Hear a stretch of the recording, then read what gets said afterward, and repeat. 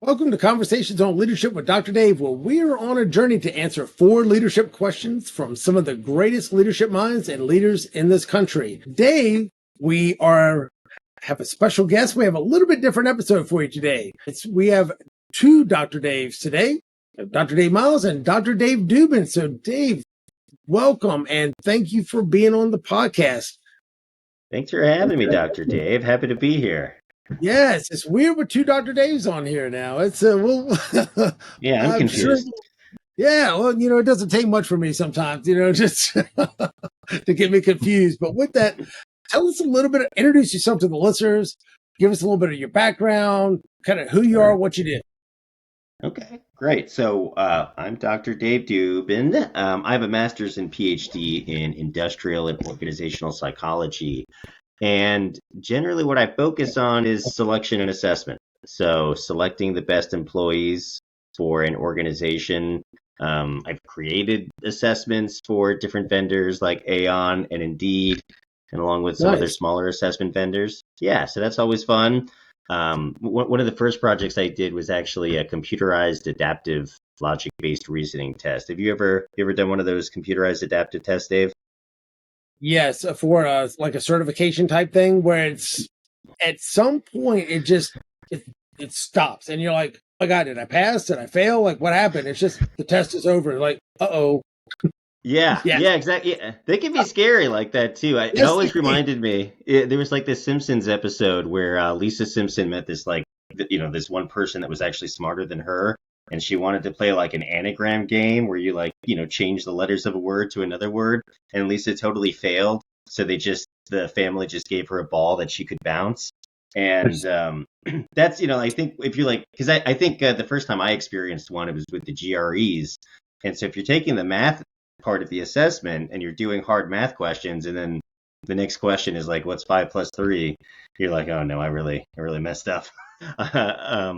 So yeah, I did those kinds of things. Lately, what I've been doing is I've been implementing off-the-shelf assessments and also so like off-the-shelf assessments, ones that have already been validated on specific populations. So I help other companies check to see whether they're actually going to be valid for their situation, whether they're actually going to predict performance, and give them some insight into a kind of a talent acquisition strategy. So when are we going to use this assessment?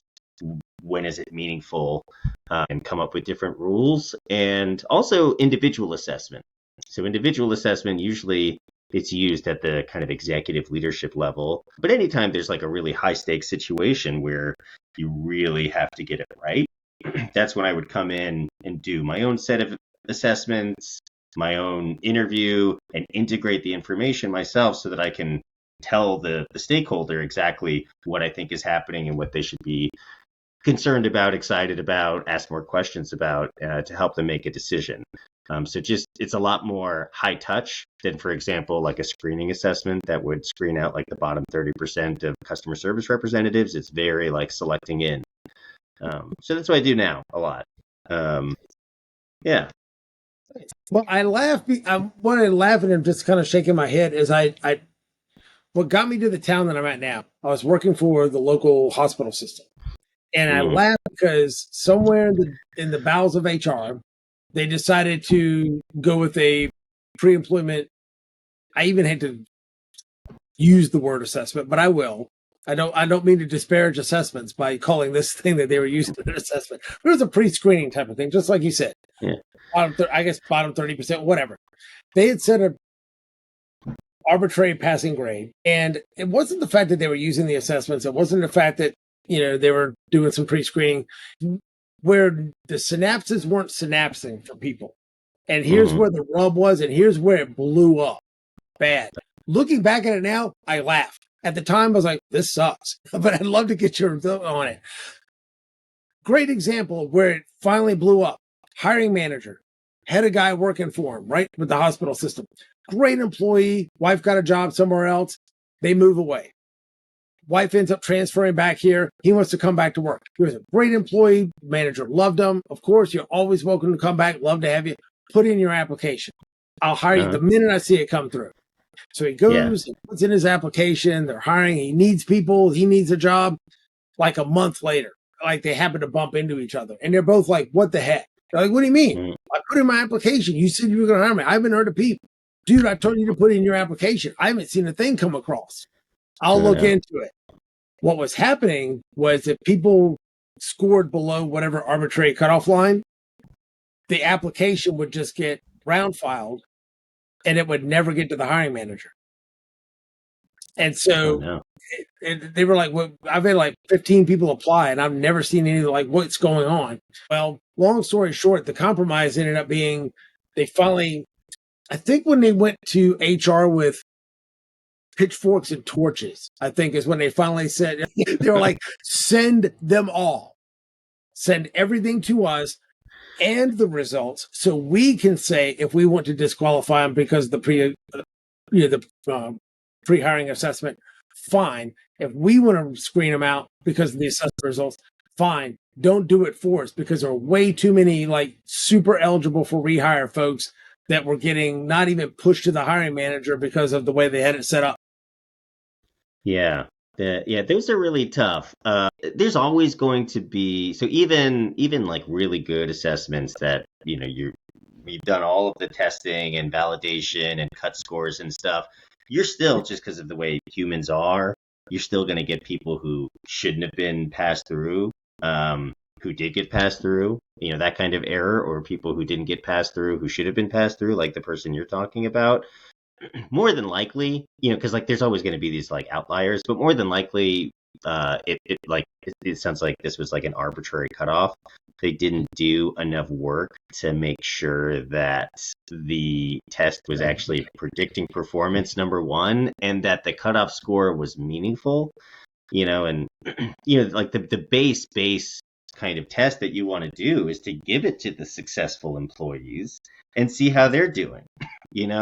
Like the biggest test of like when the Civil Rights came out, Civil Rights Act came out in 1964. They started doing these things because like some companies still wanted to discriminate, and they wanted to do it like kind of on the hush. So they would do things like create these arbitrary cutoffs. So like the Griggs versus Duke Power thing, if you're familiar with that, in 1964, it's like, well, why don't we just say that to be a janitor here, you have to have a high school diploma, right? And, so we're not trying to discriminate against anyone, even though, African Americans tend to have a lot less high school diplomas at that time than Caucasians. But then when it went to the Supreme Court, the question was, how many of your current janitors have high school diplomas, and how well are they doing at the job? Are they doing pretty well? Yeah, so it's not a good test. No one has one, right? So yeah, right. So why are you actually doing it, right? And so it's the same thing here. And this is like, a little bit of a stretch as a tangent, but like some of the advertisements that I've seen for pre-hire assessments, I won't name the company unless you want me to. But like what they're advertising. Not on air. That's a conversation we'll take offline. Trust me. Right. Yes, not on air. So. Yeah, just in case. Exactly. But like what they're advertising on LinkedIn, at least, is not that they're giving you the best candidate, but that they're saving a bunch of time in your hiring process. Like they're saving 20 hours. I mean, if you want to save 20 hours, and it sounds like with this situation, they're saving a lot of time by setting this arbitrary cutoff, you can use a random number generator. That's going to save you a ton of time. And it's not going to be biased at all because it's completely random, but it's not going to be helpful in narrowing it down to the right people. It'll just narrow it down. And so that's the problem. It has to be efficient, but also effective. If you just want efficient, then just close your eyes and start pointing. So that's what I think about that. That's funny. Well, it's fun. And same thing, another conversation probably for offline, but one of the things that I do like when you have assessments that you're using for pre-hire candidate selection, there's a difference between weeding out people to try to narrow it down to say, who do I really need to interview? And like you said, predicting performance. And the other one is, okay, well, have they put the time, money, and energy, which some have and some haven't, be fair, but have they put the time, money, and energy to go through the whole EEOC, process and done their desperate impact studies, because a lot of them, if they bring the goods and like, hey man, we've done all of our disparate impact studies and there is no disparate impact on any protected class, race, group, demographic, anything, and we got the stats to prove it, awesome.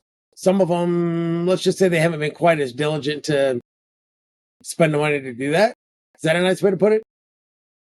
Yeah, right. And some assessments just naturally have disparate impact. Anything with most things that are cognitively loaded are going to have disparate impact, and then it's on the organization to say this is a critical feature, and we're proving that it's critical through job analysis, and through criterion related validity studies, so just correlating it with performance, and doing the due diligence to say this is the best assessment that we have with the smallest disparate impact.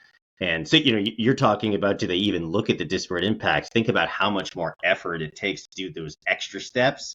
And they're probably, if it's a big enough company, they might get sued anyway. And they're just going to have to deal with it. So, I've been part of lots of those things, and it's about making sure you've got the due diligence behind it. If you're a big enough company, and yeah, right. Yeah.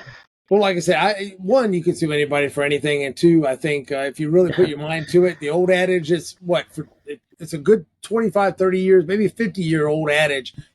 You can indict a ham sandwich.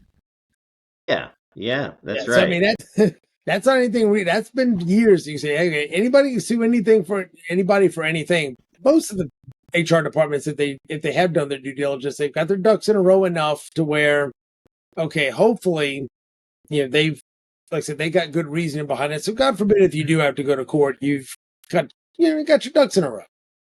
Yeah, right. And I think God forbid. That's all you can do, really. God forbid. Yeah. God forbid. So with that, let's get into the first question. What does leadership mean to you, and what does good leadership look like? So when I think about leadership itself, it's about taking groups of people and moving them into to an objective that's going to be helpful to the organization. So it's inspiring, it's focusing, guiding people into doing the things that need to be done. That's kind of like, for me, the base definition. When I think about leadership, I think about like the outcomes of what good leadership looks like are the teams doing what they should be doing. But like more specifically, when I think about good leadership, I think about these different models of leadership. So are they doing a good job of leading the business and thinking strategically? Are they doing a good job of leading throughout the organization and understanding the kind of peer stakeholders and kind of peer functions? And I think about leading teams, so guiding their teams towards what they're supposed to do and setting a culture so that they don't have to be everywhere all the time. And then also leading themselves, right? So not being resilient, being quick, making decisions well and at the competitively, and also developmentally, thinking about like what they need to do to be better and getting that kind of feedback. So that's when I think about, like, if someone were to say, like, generally, what does good leadership look like? I think about these broad categories. Okay. But really, in my work, I think about, like, I've heard of this analogy of the difference between, like, kind of a butter knife and a scalpel, right? So when I'm doing my work, it's not about, like, what would be a nice leader. That's like saying, like, what would be, like, a nice spouse, right? Like, if you know nothing about you, I know nothing about Dave, and I'll just say, like, well, I don't know, I guess nice, attractive, fun, likes to do things, but also likes to hang out and, chill on Netflix. Any kind of, like, general statement, like, it's not enough for me to go out and find someone for you, Dave. And it's the same thing for leadership, right? We want to be specific about what do these people need to do in their roles. So instead of doing kind of a broad assessment of all of those things I named, it's more about what is mission critical for you to do as a leader. Like, so if I'm talking to the organization, why are you hiring this person? What do they need to be doing, right? And also, what is the environment that they're in? So what does their team look like? What does their hiring manager look like? Like, who are they going to have to deal with? What is the culture like? And if you put all of those things together, you start getting a picture of what this person really needs to look like. And so from there, I think, well, what are the knowledge, skills, and attributes that are needed to fit within all of these things that we just figured out. And so after kind of validating that with the hiring manager and whoever else is on the hiring committee, that's when you get to do the fun stuff of, like what are the assessments and the interviewing techniques, et cetera, that are going to help me identify, who's going to fit here. So it has to be good leadership, has to be good leadership for what? For something, for this organization that is in this situation, that is in this industry. It can't just be good leadership, just like there can't be a good spouse, or anything like that, right?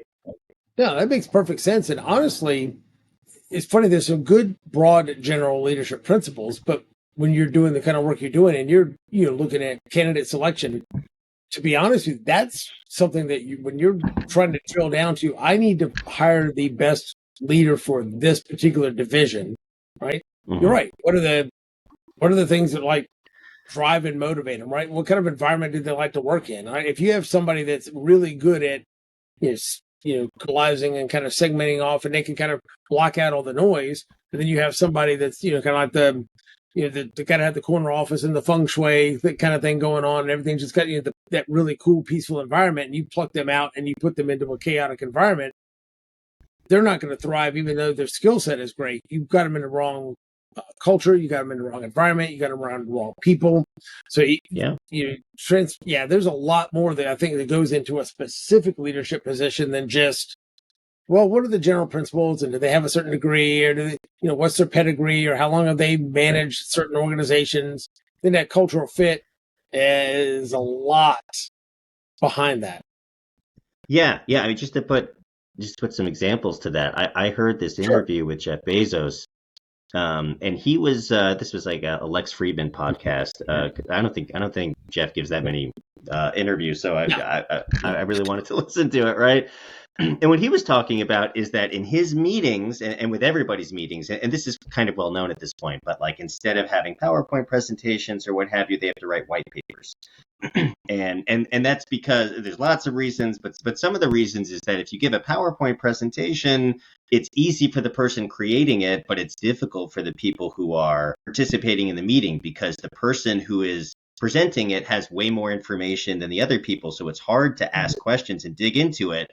And with the white paper, it's the opposite. It's really hard for the person to create the white paper, because they have to like form all the information into a readable format, and it's easier then for the reader, because then the reader gets to really understand everything. Nothing is hidden behind these slides. The outcome of this, though, is that you have these meetings that are, I mean, it depends on the situation, but sometimes they can be contentious, because what he's trying to do is, from an evolutionary perspective, people like to get along, right? We like to form relationships, and we're not, this is what he said, is like, we're not truth-seeking beings, right? We're beings that are focused on, being nice to each other. And so he has done all of this work to make these meetings truth-seeking, which is uncomfortable. All right. And it's less uncomfortable for some people than others. Now let's take another company, Coca-Cola, which I've done a lot of work with. They are the opposite of this. They are this kind of, I don't know if you've worked with anybody at Coca-Cola, but it's, a Southern United States company where everybody is very relationship oriented, and taking this kind of absolute truth focused conversation, strategy into driving initiatives is not going to play. All right. So we take someone from Amazon who's been very successful. If we were to just drop them in, and I'm not saying that they won't work, but just like assuming that because they did really well at this one company with this drastically different culture is going to absolutely work at this other, Fortune 500 company. No, that's not going to work at all. In fact, we're setting everybody else up for, a really nasty time. So these things absolutely have to be considered, right? Or vice versa. I'm almost thinking you could take the relationship-driven Coca-Cola executive, train him on or her on what you need done at Amazon, and they'll get used to it. Eventually, they'll probably at some point be able to come across more than, I'm not used to building relationships. I'm used to this data-driven, white paper, truth-seeking type of environment.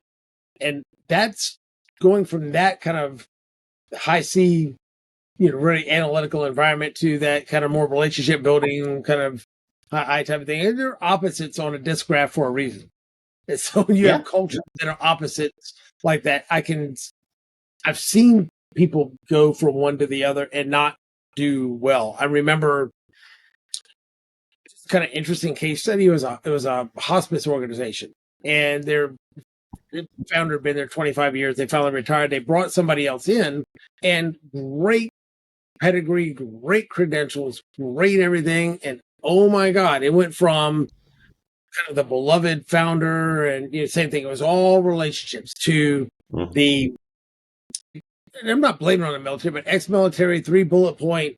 Let me tell you what I'm going to tell you. Here's what I told you, and just boom, boom, boom. I mean, just completely different way of doing business. And when they dropped in there, it was like, wow, that didn't age well. So I think 6-7 months maybe. Yeah. And they were going, they got somebody that fits more of the culture now. But I think they had a hard road on that for a while because it was, listen, the degree was great, the pedigree was fine, the interview was great, but then when they get in and realize, wow, you're really ticking everybody off, right? This is just not what we had bargained for as far as a cultural fit. It was ugly, man. Yeah, they say what? Culture eats strategy for breakfast.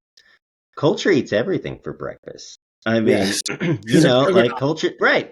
I mean, there are specific occasions where someone is specifically brought in, pardon me, to like completely transform the culture. And I think the difference there is this understanding that that's what we're doing, and we're setting those expectations. And I think that we're not saying right now that, just because there are these differences that the person can't be successful. I think what we're saying is you should be really aware that this is something that needs attention, right? So it's not like the Amazon person can't go into Coca-Cola and be successful or vice versa. It's just you got to go in with your eyes open, right? That this isn't enough. Not only is it not enough, but, by the way, do you want to do this? Is this something that would be of interest for you, or is this something that you don't want to do? That's where kind of the values comes into play. But just assuming that one job is like another is, it's just not true. And no, not at all. And it's funny you mention that because I've seen people do not just laterals or not just kind of a promotion. I've seen folks that got to go like a downgrade. Like, hey, I've been this big executive director or CEO at all these different places, and I had lots of assistants and lots of VPs and lots of people that did stuff for me. And so now I'm going to take the same type of position with a smaller organization, and that'll be my retirement job. The only bad thing about stepping down to the retirement job is, and I'm saying this facetiously, right? No disparaging against anybody, whatever, but just to make the joke. The thing with the smaller step down retirement job is there's one thing that you lack. And that's lackeys, right? You don't have, you normally don't have as many people there, assistants and assistant directors and assistant director to the deputy director to do all your stuff for you. And I saw that play out one time. Same thing, that didn't age well either. But they were so used to having people underneath of them that did everything and assumed they would have that same level of, I can just kind of be in charge and just exist, right? I do my thing, right? I answer to the board, right? No, it was a lot of getting your hands dirty, digging in, doing the actual work, and the environment that they were going into just wasn't a good fit. So I think you're right. I think going into it with your eyes open is smart, and when you don't, that's when you figuratively get hit upside the head with the baseball bat and realize, oh my God, what have I done? Right. Yeah. You're all of a sudden like, an Alice in Wonderland where they go down and like, wait, where's this bizarro world where you don't have lackeys and there's a guy that's a Mad Hatter? Like it's just a different world, and you don't realize like that, like there are different spaces out there. So yeah, totally. Absolutely. Well, I think that's a great place to wrap up this segment. And so we're going to wrap up this segment of Conversations on Leadership with 2 Dr. Daves, and we will be back in just a moment.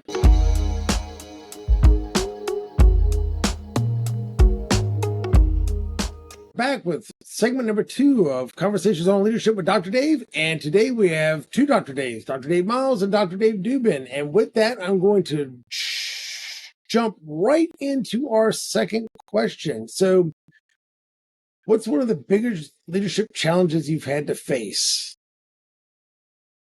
Right. So the biggest leadership challenge I've had to face in my career was actually at the beginning of it, and I think what I would consider to be probably the only time I was in a real leadership position, as we're probably talking about it. And so that's when I joined my parents' clinical psychology organization, which was a pretty small company, but there were employee and contractors, two different offices, one for therapy, one for psychological testing. And it was a challenge because I didn't really understand what I was getting myself into. The company was in disarray. I was at the beginning of my career, and it was an industry that I was unfamiliar with. And because they're clinical psychology, I'm industrial and organizational psychology. And even if I was familiar with it, this is the beginning of my career. So I didn't have any resources. I didn't know where to get resources, and I failed. It's not something that I was successful in, but I did learn a lot. And I think some of what I learned is, in retrospect, now that I've had some maturity and been like a real professional for a while, there were a few things I would have done. But a lot of it too is just about the realization that this is not what I want to do. So we talked earlier about these situations where, eyes wide open, somebody going from one culture to another culture. We spend a lot of time asking people if they think they could be successful, prove you can be successful, but not enough time doing that kind of realistic job preview and saying, this is what it's like. Is this something you actually want to do? And if I look back, not only do I not really want to be in that industry of clinical psychology, but I don't really want to be a people leader. That's not how I get gratification. I like doing the work myself. I don't like doing the work through other people as much, at least right now at this point in my career. And so that was helpful too. Well, I think sometimes finding out what not to do or what you don't like doing is just as good as, or sometimes better than what I do like to do. I laugh when I first kind of got this concept of, okay, well, what am I going to do if I ever get to that leadership position? I work for some good bosses, I work for some bad bosses. So visually, like I used to be in the fire department. So when I first started, we had this really old rickety firehouse. It was a retirement station, really, but they didn't have any ambulances on that end of town. So it was their first, paramedic engine company. That they were going to put it over there.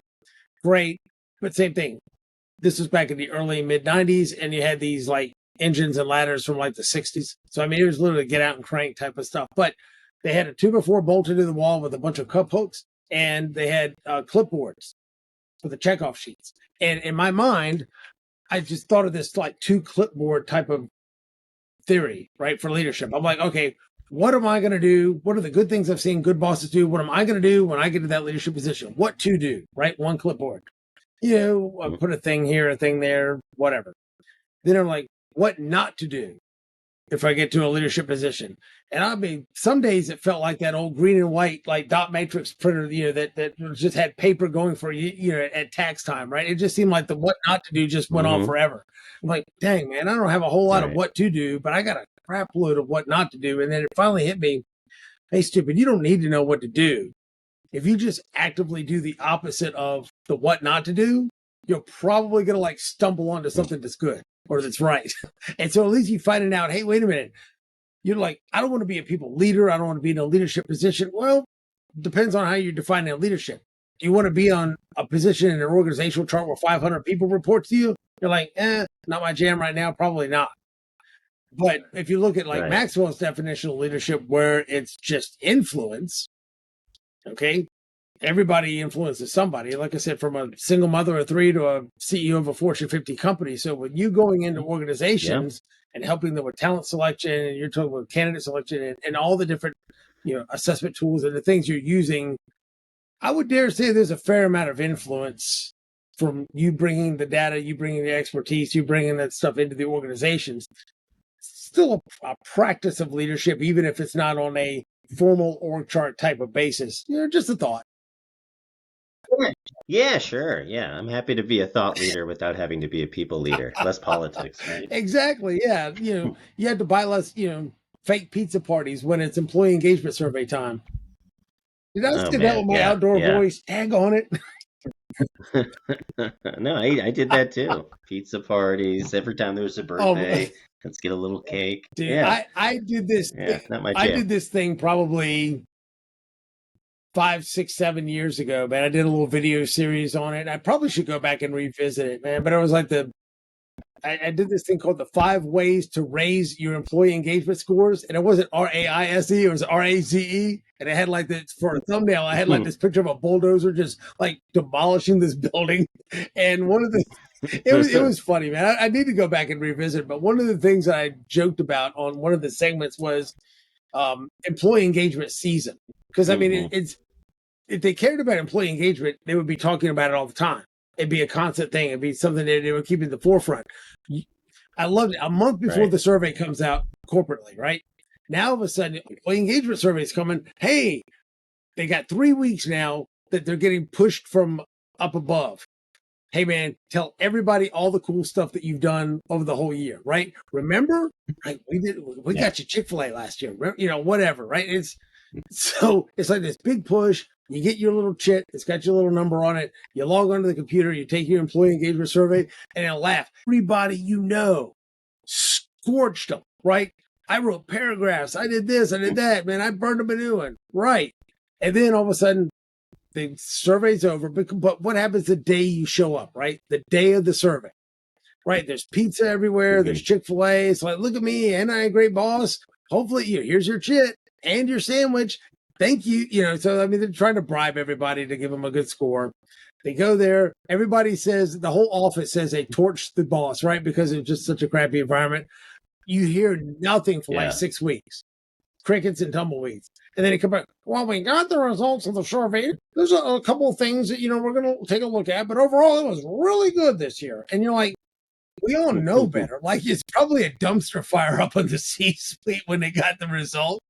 And the funniest one, and I know you'll appreciate this from an INO perspective. My wife used to work for let's just say a major hospital system. We'll not name the names on air to protect the guilty, right? Their employee engagement scores were trash. Dude, I'm telling you, they were trash. Now, what would you think if you're the consultant, you're doing this stuff, right? You're looking at the scores, you're helping to interpret it. You're senior leadership, executive leadership. Wow, we got some improvement to do. Wow, maybe we need to look at this a little bit different. Wow, this is the 3rd year in a row our scores have just been in the toilet. I know how we're going to fix it.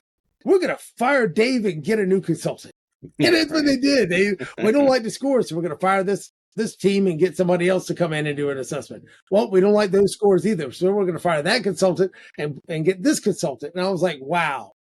They went on like a 3-year or 4-year consultant hopping spree because they didn't like the answers they got, instead of owning up that they had a toxic culture and they really needed to, do something about actually fixing their employee engagement. Couldn't be that. Yeah, well, I mean, these are like the symptoms and the root causes of these things. It's a lot easier to do the Band-Aid fixes. I mean, that's not even a fix. It depends on what you're fixing.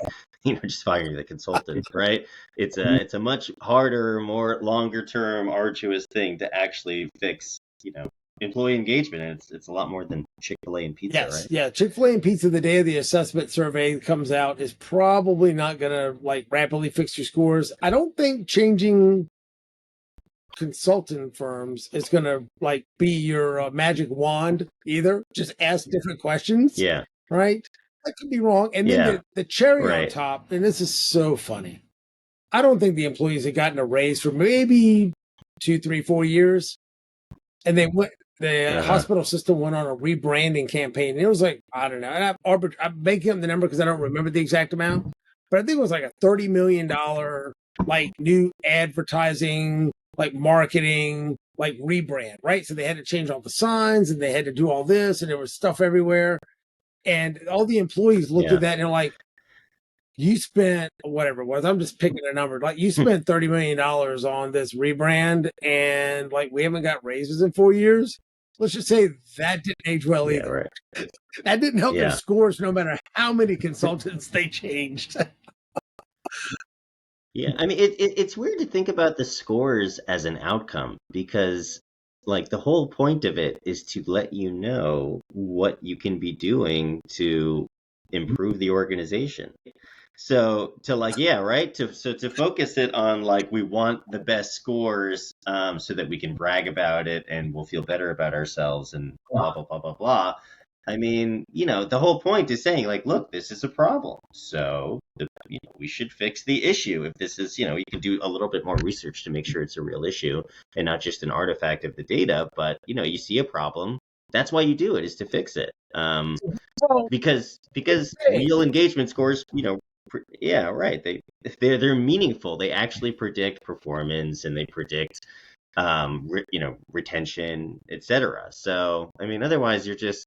I mean, it's not surprising. We're acting like we're sitting here on our high horses, being like, fix the problem. It's like I get it. There's a lot of different like things tugging at the yeah, priorities of these C-suite stakeholders, but that's why you do these things, right? yeah. Now, if So, there's something yeah, like, for example, if there were a hospital system and it's like, okay, Medicare says if you're above a certain size, you need to do this particular survey, and it's one of those, hey, it's tied to some of your reimbursements. Then it's just, what do we got to do to make the numbers look good because it's going to start affecting our revenue? yeah, right, I get it, but same thing. Long term, you're not really fixing the problem, and you're right. You can't fix a problem that you don't know about. But on the other hand, there's maybe this just goes into bigger corporate America, nothing to do with healthcare specifically, but a lot of initiatives are just a check the yeah, box type of thing, flavor of the month, right, and people can pick up on just a check the box or flavor of the month pretty heavily now. I mean, I think in the age of social media, I think people's BS meter is very finely attuned. And so they kind of get the whole corporate right, speak like, I hear the words that are coming out of your mouth. I just don't believe anything. And I don't think there's going to be a follow up. And I don't think this is legit. Right. And so, of course, if they don't follow through in a long term cultural type of way, yeah, well, that lasted 3 months and then it kind of went by the wayside. Now there's this other new thing and that lasts 3 months and it goes by the wayside. Doesn't really help your long term employee engagement. no, no, yeah, and I mean, and that's your kind of canary in the coal mine, so to speak. My wife was reading a book, and I forgot the name of it, but one of the quotes from the book, it wasn't even an organizational psychology book. I think it was about like building relationships with people, and it's about the fact that the quote was about saying that the people who have the least power are the people who are most sensitive to what's going on, right? So the C-suite, and the people, one or two below them, depending on the size of the organization, they're not going to be sensitive by Right. themselves to what everyone is, what is really driving people and harming them. Maybe they think that they do, but the only way to really get that information is to ask it in the right way and to be transparent about the process and tell them and actually take action on it, because the other side that we're not talking about, Dave, is and I've seen this too, is the engagement surveys that are good, but are I don't know what your cursing This, is on this thing, so I'll just say BS. That they're BS, that like, so the C-suite can say, look how good it is, but everyone is like too scared to write down the truth, or like a mix between scared and who cares. Like, why would I risk, even though they say it's anonymous, like why would I risk it if they're not going to do anything about it, right? And that's the most poisonous, because now you don't even know what's going on. You couldn't fix it if you yeah. wanted to, Oh, I would right? agree with that 1,000%. I've seen that happen. Like somebody put something on a report one time, and then all of a sudden their exact words are used against them, and like, whoa, whoa, whoa, whoa, whoa, how? Well, no, wait a minute. How did you know that? Because this is supposed to be anonymous, and then they don't believe anonymous because Right. yeah, because you had to put your name and information on it so they can track the department. Like, okay, not cool, Hmm. or it doesn't get scrubbed to the degree they just basically copy paste the comments. Yeah. That's what Joe said. Oh, that's Bill. He says that all the time. Like I said, when those kind of things come back and bite one person, it spreads like wildfire through the organization. Like, hey, don't trust this thing. Just put five, say everything's great, go Yeah. about your business. Yeah. Right. So yeah, those Totally. kind of things are wild as far as employee engagement. But it's interesting I went to a state SHRM conference probably 2 years ago. Might be three, but it was either 2, 3 years ago. And I saw this guy who did a great job. He was really into the kind of the leadership end of it, but he had a stat that really was something. It was the guy's name was Dr. Vince Molino or Molinaro. I probably butchered his name. So Vince, if you're out there, my apologies. I probably butchered your name, but he did a great presentation, great job. Well, he had a one slide that just, we talked about getting hit upside the head with a baseball bat. This one did it for me. Yeah. He said, okay, there was some stats from Willis Towers Watson. It said basically when the senior leadership team is singing on the same sheet of music, coherent, they're aligned, unified, whatever you want to call it, right? They're all marching to the same drum beat. And people realize that. Then engagement could be as high as 78% in an organization. Sweet. Okay, rock on. So the converts of that, they said, well, when the senior leadership team is not getting along well together, or even if they sort of are, but it's like perceived that they're not, they're butting heads, they got conflicting interests, they're all over the place, that engagement could be as low as 8%. Well, I'll be honest with you. Let me give you a revelation. From one Dr. Dave to another Dr. Dave, math wasn't what I majored in, right? So math, my PhD is not in mathematics, right? But, I can figure out if engagement is as low as 8, that means that 92% are not engaged. Now, how many of them are just, there's 3 levels that I always joke about with engagement. I talk about the actively engaged, right? The definition, right? I'm giving you more than I have to, right? I'm putting forth extra effort that I'm not required. Textbook definition of engagement. Put them to the side. Then I have I call them clock punchers. Not engaged, right? I come in at 9, I'll leave at 5. It's kind of like that unholy HR contract, right? You pay me just enough not to quit, and I'll work just hard enough not to get fired. I go home at 5 o'clock. It's all good, right? Not engaged. And then you got the bomb throwers, I call them. Those are what Gallup calls the actively disengaged, right? They're the ones that are just, I just call them bomb throwers. People get that. And I laugh because the Gallup survey said that, Gallup research showed that the bomb throwers, the actively disengaged, cost, I think, roughly 34% of their annual salary in lost productivity and issues and stuff. So, I mean, it doesn't take much, man, to, when you talk about it, figure out from a G12 survey what your active disengaged population is, and that basically take their complete payroll, and 34% of that is literally getting burned up in the trash can from lost productivity and negativity and culture issues. Yeah, I mean, all the poison that they're spitting too. Yeah. I'm a big fan of these kind of like 80-20 kind of things where, 20% of your employee population is going to cause 80% of your problems. And, it's these folks that are going to be causing it, for right or wrong, who knows? Yeah. Right. Well, the one thing that got me about the research, that the baseball bat across the forehead moment for me was, wait a minute. If there could be that big of a variance in employee engagement, however you look at it, from 72 down to 8, or from 72 engaged to 92% not engaged, however you want to look at the numbers are it. If there's that much variance simply due to the senior leadership team, simply due to their alignment, and they're getting along, them perceived to be on the same sheet of music. I'm like, okay, I'm convinced at this point there is no greater point of leverage in your organization to affect engagement, productivity than a senior leadership team.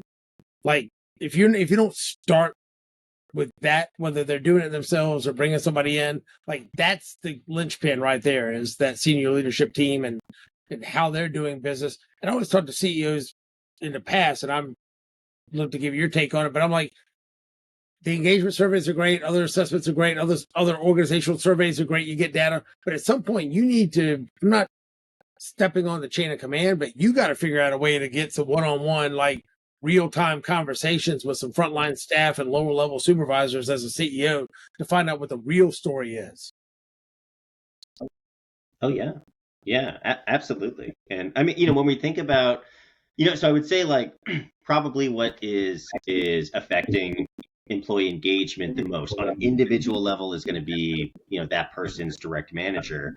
But if we're thinking about it from an organizational perspective, we got to think about, the data that's at the top, right? So the C-suite is going to be overall going to affect the overall engagement of the organization the most.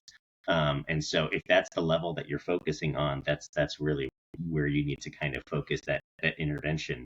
And yeah, I mean, so the employee engagement surveys are a great way to get some individual information about the CEO, him or herself. But yeah, these one-on-one conversations, these skip level conversations, depending on the situation too, just not exactly undercover boss, but some level of just going in there and seeing what it's really like. As I mentioned before, for that quote from that book, is the people who are lowest on the totem pole, they're the most sensitive to what's going on. If you can put yourself in that situation, you can really get a sense of what's hindering people, not just from doing their job, but from being completely satisfied with what's going on in the organization and satisfied with the C-suite.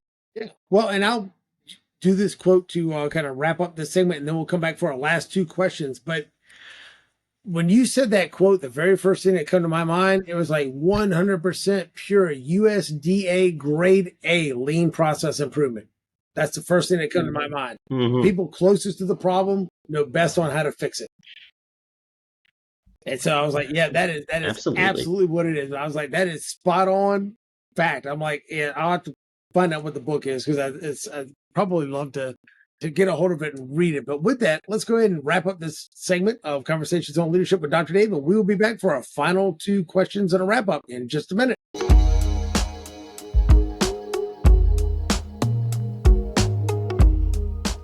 Welcome back for our final segment of Conversations on Leadership with Dr. Dave. And as we mentioned in the last two segments, today we're pleased to have two Dr. Daves on here. So with that, for our second Dr. Dave, I'll go into our third question. What do you see as one of the biggest mistakes leaders make today? So the most exposure that I have to leaders in the work that I do is assessing them. So doing the individual assessments, I'm spending 2 hours or more with these leaders, asking them questions.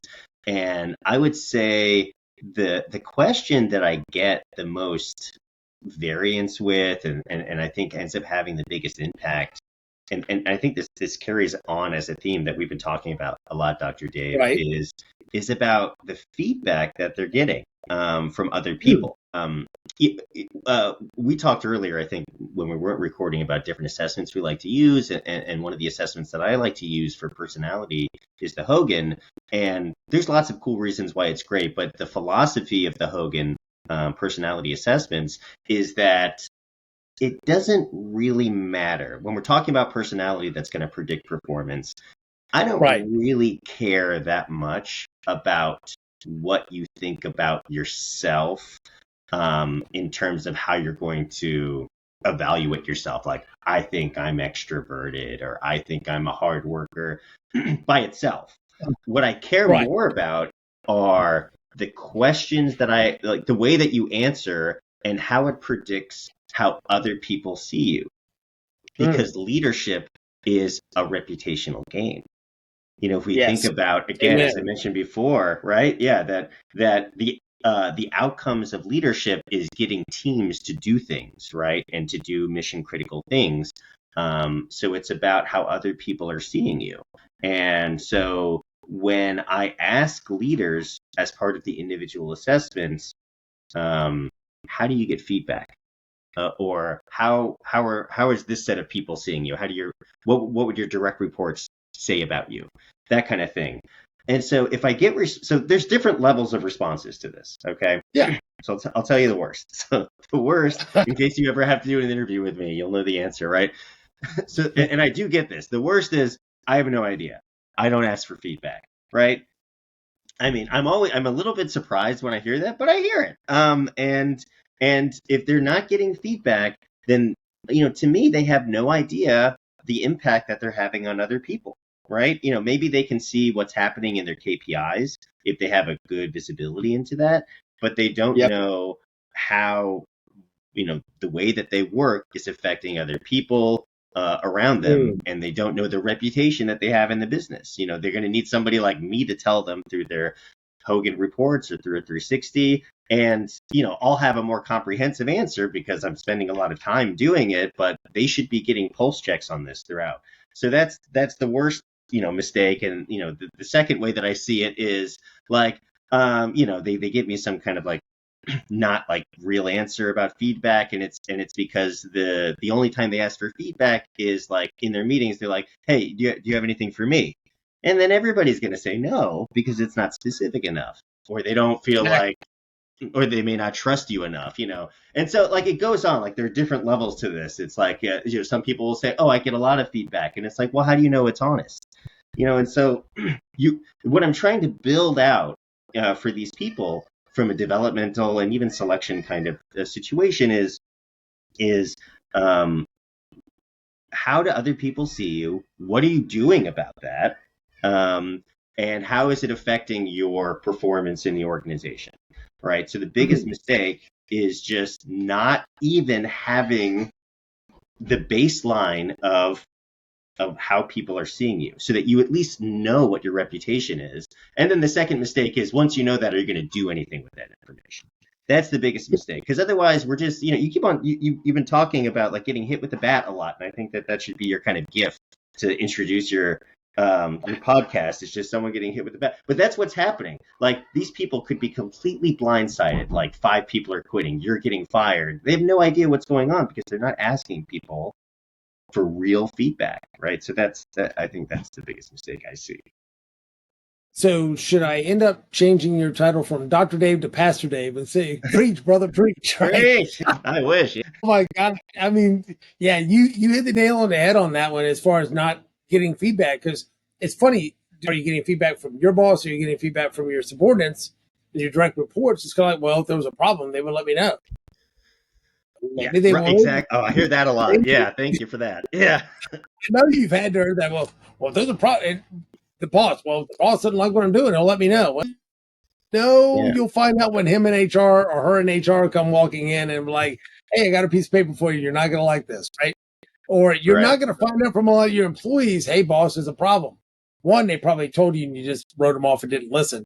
2, something happened to somebody else. It doesn't take too many times for that stick the head up on there and get whack-a-mole down there and like, that didn't look very pleasant. I'm not going to do that. And 3, they'll find out when they turn in their 2 weeks. I thought you were happy. Why are you leaving?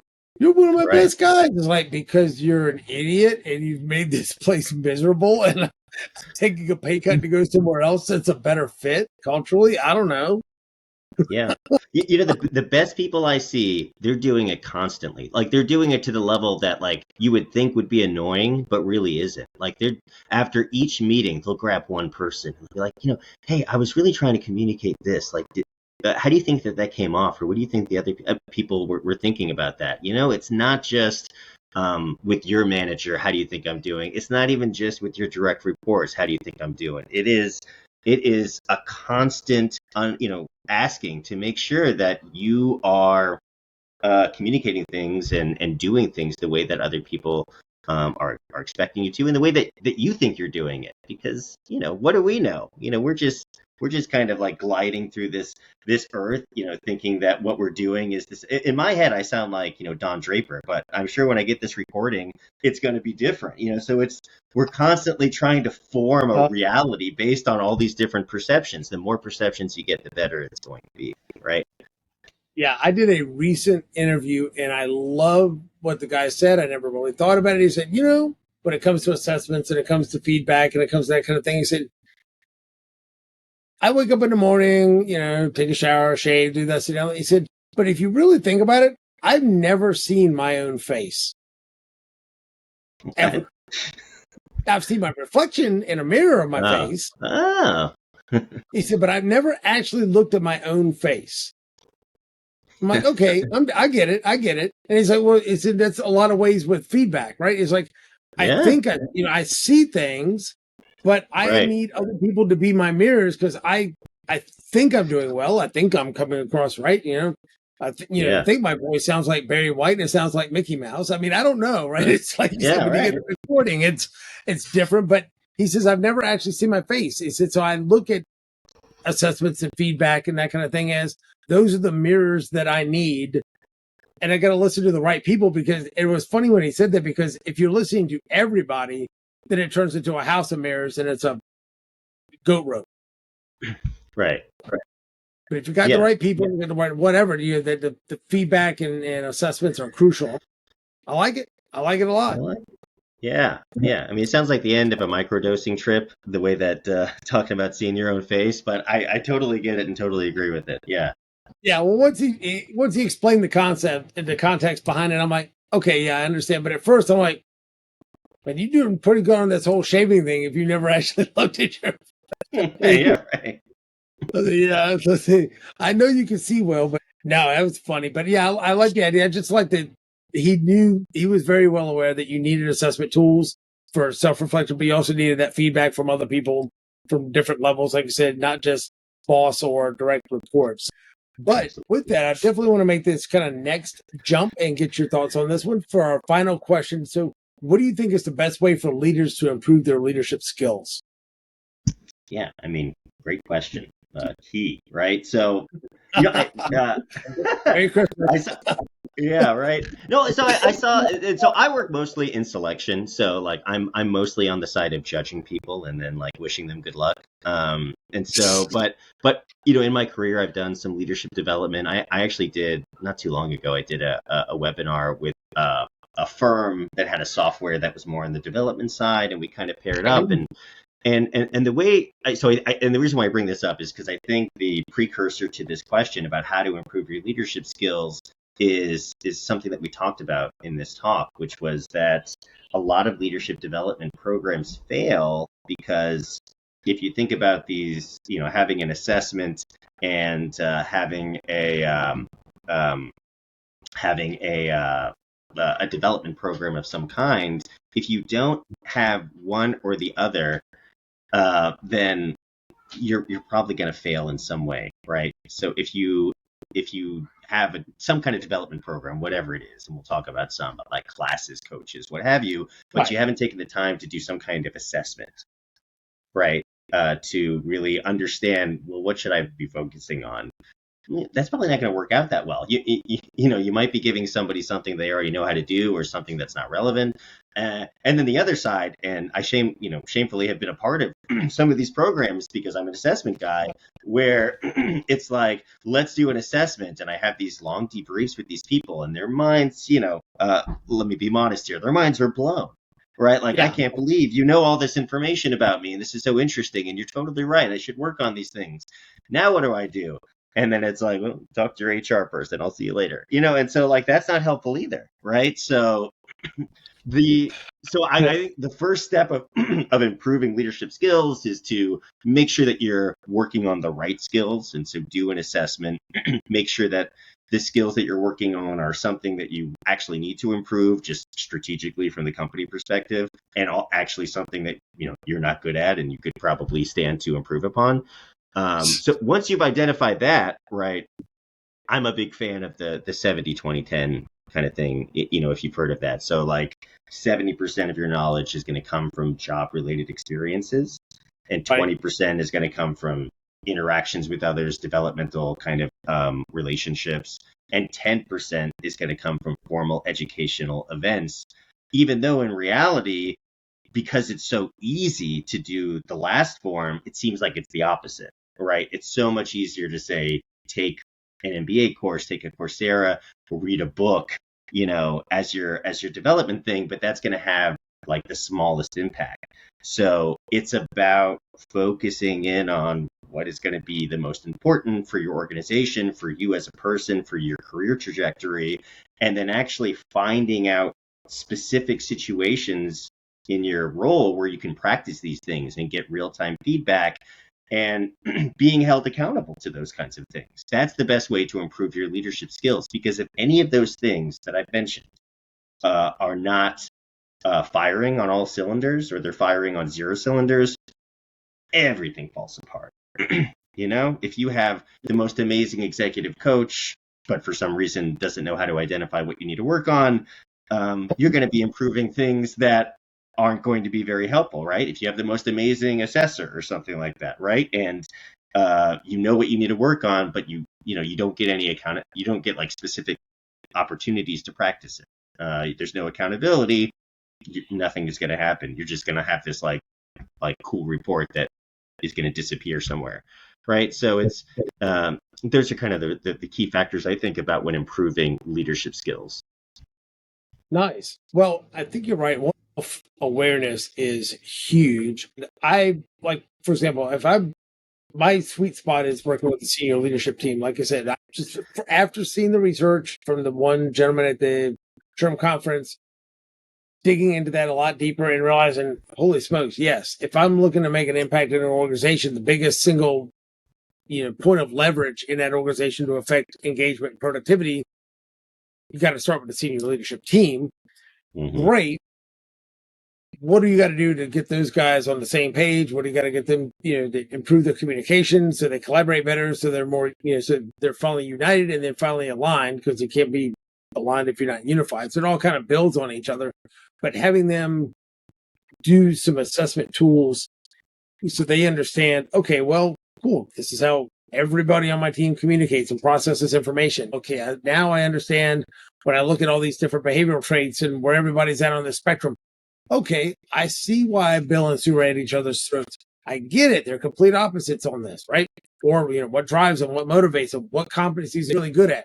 I laugh because one thing I do like about a competency-based type assessment is, why are you getting mad at somebody when they're not good at X, Y, and Z? When whatever that skill is number 23 out of a list of 25 competencies, right? You've got this guy doing something and it's, it's not like in their top 5 or top 10 or top 7. It's literally number 24 of 25 on their list of competencies. It's the bottom of the list, and you're mad because they're not good at it. Well, of course they're not good at it. That's not what they're good at. It's not their jam, right? It's I didn't realize that project management was one of your top 5. Well, cool. Well, guess what? Why don't you put them in a position that matches their competencies, right? Right seats on the right bus type of thing. But you don't know that until you take those types of things and kind of feel out where everybody's at. But I think when they can understand where everybody else is coming from, it kind of gives them a better perspective. I can cut you some more grace because I understand this is how you see yourself. This is how you can come across to people under a moderate or severe amount of stress, and not even realize it. So I know your behavioral communication style, mine, and I know how you can come across when you're under stress. And all of a sudden you come in, you're like, well, okay, Dave's not being a jerk to be a jerk, although, people can. It's just the fact that, okay, well, that's typically how they come across under stress. I wonder what's going on. And from a management perspective, it's great because then you're instead of playing whack-a-mole with aberrant behaviors, you're like, hey, Joe comes across that way when he's under stress. What's going on? Sit him down. Okay, what's the problem? Something at work, something at home, elderly, sick parent they got to take care of now, something with the kids, whatever. It doesn't matter, but it's some kind of stressor that's causing that behavior, not necessarily, them being a jerk. So I'm a firm believer in you got to figure out where everybody's at first with the assessment tool to be able to, like I said, find out what you need to improve. You're right. You can be the best executive coach in the world if you don't have a tool to find out where they're struggling, where they're strong at. Then it's just a check the box kind of, all right, I do a cookie cutter for everybody. Cookie cutters are great for, for when you're making cookies, but they're not great for leadership development programs and are not good for most consulting processes. You get what you put in, right? So, if your criteria for success is whether you did a process, check, right? You did it. If your criteria for success is going to be to improve this specific person who's been having these specific difficulties or improving performance defined by this, I think the biggest problem going into a lot of these things, whether it's selection or development, is doing the first step, which isn't always the sexiest or the most fun, is identifying what good looks like. What is success? Yeah. Because again, if success is completing a training, that's so easy to identify and it's so easy to do, but it doesn't do anything. Everybody will get the check, but it doesn't do anything. It's harder to say, what do we need this person to do? Okay, now that we know that, how are we going to do it? And how are we going to make sure that the person is successful at the end. Like, how do we know when they're successful? That's a harder thing. It's more sentences, right? So yeah, it is a much harder thing, and I'm going to be very sarcastic and cynical when I say this, but it's so much easier to put on somebody's performance review as a goal for next year. Take these 3 classes. I come back next year. You took these 3 classes. Check, check, check. All right, you got a 4 out of 5, so you're getting your raise this year. Yeah, you just gamify performance appraisal, right? Why not? Yeah, it's like Angry Birds. Like, yeah, I got the 3 stars, but that's I think that's too far back. I don't even know if that's even a game people play anymore. But you know what I mean, right? I know exactly what you mean. No, I got the analogy. I knew exactly what you mean. Exactly. It's gamified in not a good way. Not in a good way. Yeah, right. Yeah, no. I laugh. Performance appraisals are always something that just it befuddles me sometimes. And like you said, I think part of what you were saying is you actually want to fix the problem. Mm-hmm. That's kind of a big, like, that internal motivator. Like, I really actually want to fix the problem versus I want to get my boss off my back. And so I'm just going to gotta go through the motions. I want to throw this out there, and I want to get your opinion on it before we wrap up and close, and you tell everybody like how they can connect with all the goodness of Dr. Dave Dubin. But one of the things I joke, one of my kind of things I talk about creating amazing teams, and it's an acronym. And one of the M of amazing is motivation. Mm-hmm. Teams that are aligned, that are, with the proper motivation, so on and so forth. Yeah. Well, when I say motivation, the problem is I have to put it into context, because you say motivation, and what do people think? Rah, rah, Tony Robbins kind of like motivation. I was like, no. Step back to an organization. You'll appreciate this with the INO psych, right? It's like, okay, what are the motivators that you're putting in for your department heads? Okay. So you got an organization, you got a CEO, CFO, you got your different departments, right? So what do you got? I got a department, and I'm told how much money I'm allowed to spend, right? Here's your budget, right? So now I have to tell you how I'm going to spend it. I create a budget, I submit it, it gets approved, right? So what happens in most organizations? And if I'm like off the reservation, man, please, like, correct me if I'm wrong. But what happens? Okay. I'm a department head, right? So I stay under budget, I make my KPIs, I get my bonus. Mm-hmm. We go to Hawaii. Mama's happy. I don't sleep on the couch, right? So what am I solely focused on? I don't want to sleep on the couch. I stay under budget. I make my KPIs. I get my bonus. We take our vacation. I don't have to sleep on the couch, right? Mama's happy. So if you think about it, like, where is the incentive if we're both department heads in an organization for me to give a little, you to give a little, to grow the overall revenue of the organization, to make the organization better, when it's simply the motives of why you do what you, and I'm not blaming the department head at all. If that's the way the game is set up, and that's the only way I can win the game, I'm going to play the game. So I'm not criticizing them at all. But from an organizational standpoint, from that executive leadership, if they set the motives for people to do what they do on purely budget and KPIs, where's that cross-departmental cooperation and collaboration at? So what are your thoughts on that, man? I think part of it is already in your answer, right? So you're saying KPIs as, and I'm assuming what you're meaning as the KPIs is the performance indicators of that particular like function. Right. So I think that the onus is on the cross-functional leader to make the KPIs more focused on the overall organization. It's incumbent on them to help all of the functional leads or department heads to see the forest for the trees and say, look, you're doing this specific part, but what that does is it helps build this broader picture of how we're going to be successful as an organization. So part of what I'm doing in this is I'm building an awareness of what true success looks like. But if I'm really good, then I can make your KPIs focus in on that. And so part of it has to do with work that you're going to need to interact with other functions to be able to get done. So setting goals that require cross-functional kind of collaboration. Because you're right, at the end of the day, we're focused on what our goals are, right? And so it's important to make sure that the goals encompass not just your department, but the broader organization, the broader organizational goals. I mean, that's the responsibility from the top.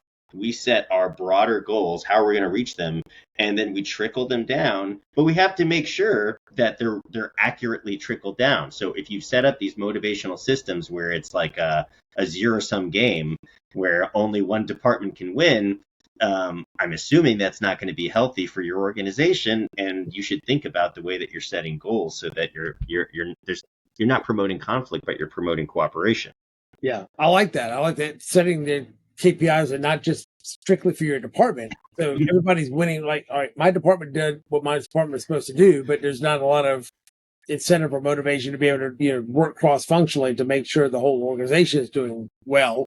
Like I said, I like your idea of being able to set them up like that. And like I said, I know it's an overgeneralization. Not everybody sets up their department goals exactly like that. Yeah. But unfortunately, it happens more often than not, or there wouldn't be the vernacular of these things called silos out there, right? You wouldn't have a siloed organization if people created very cross-functional, collaborative type of KPIs and goals for their department heads. Right. Yeah. And that's the challenge for these leaders, because naturally silos are going to form, because we humans naturally create in and out groups. And, in ways like it's kind of like adaptive in certain situations, like we become more engaged and more, focused and have deeper relationships within our particular groups, because we're this group and they're that group. Right. Yeah. So and that's going to happen kind of naturally. So it's a challenge, but it's part of what makes a leader great is their ability to create these networks across the organization that are going to be helpful. Yes. One of the funniest jokes I ever heard before, talk about cross-functional organizations and collaboration. I'm probably going to butcher the joke, so just forgive me in advance. But sure. It was hilarious the way the guy said it. I heard it in a speech, and the guy was talking about, well, here's how typical organizations go, right? As far as the alignment of a senior leadership team. There's one thing they can all rally around. There's one thing they can all be aligned on. It's like they said that marketing hates sales, sales hates marketing, R&D can't stand operations, operations can't stand R&D, and they can't, and nobody likes QA. Marketing doesn't, but so you got people that are back and forth, but there's one thing they can all agree on. As much as marketing hates sales and R&D and operations and sales hates operations and vice versa, because they can't produce enough widgets and they got to quit selling more widgets than we can produce. And this back and forth, then they all get together on one unifying front. But we all hate HR. And I was like, wow, that's awful. I'm like, that's a striking indictment. Yeah. The one thing that unifies an organization is the hatred of HR. I'm like, oh, we've got to do something different with that too. Yeah, it sounds like a Dilbert cartoon, but true. It's exactly what it sounded like. I didn't get it from that. It was at a presentation, but it was just hilarious the way he did a much better job of the setup and the punchline than I did. But I was like, ow, that's smart. So I'm like, okay, I think we need to do a better job as strategic HR than when they see us coming down the hall, everybody runs for their life, or more specifically runs for their job. Yeah, I mean, and I think that's part of the problem with if you're not being a strategic HR leader and you're more kind of like tactical and kind of the person who makes sure that people are compliant and following the rules and the naysayer, not so fast, then of course that's going to be the reputation that you get. Nobody likes that kind of person, right? When they see an executive in HR walking down the hallway, and every single time that happens, it's 100% correlation that somebody's getting fired. It's like, right. That's why they run. Oh my God, there's an executive and there's someone from HR coming down the hallway. Run for your lives. Lock the office door. Go to lunch. Do something. Leave. Yeah, I mean, at the basic, our brains basically are just, it's like Pavlov's dog. It's like the most basic level of it is like, when we see food, we salivate, and when we see this person who's going to fire us, we get out of the way, right? Yep, 100%, 100%. I think that's a perfect way to wrap this up. So do me a favor, tell our listeners how they can connect with you, connect with your company, website, connect with you on LinkedIn. Basically, where can they gobble up all the, Dr. Dave Dubin goodness at? Great. So, I mean, I think the easiest way is on LinkedIn. search Dave Dubin, Ph.D., and connect with me and say hi. I will definitely say hi back, and I'd love to meet anybody. And we also have a LinkedIn People Strategies page. Nice. And we have a website, so people-strategies.com. Had to do the dash. So you can check out some of our offerings and some more of our thought leadership on the website. But I post almost every day, so you can also get a lot of that on LinkedIn by following me or connecting with me.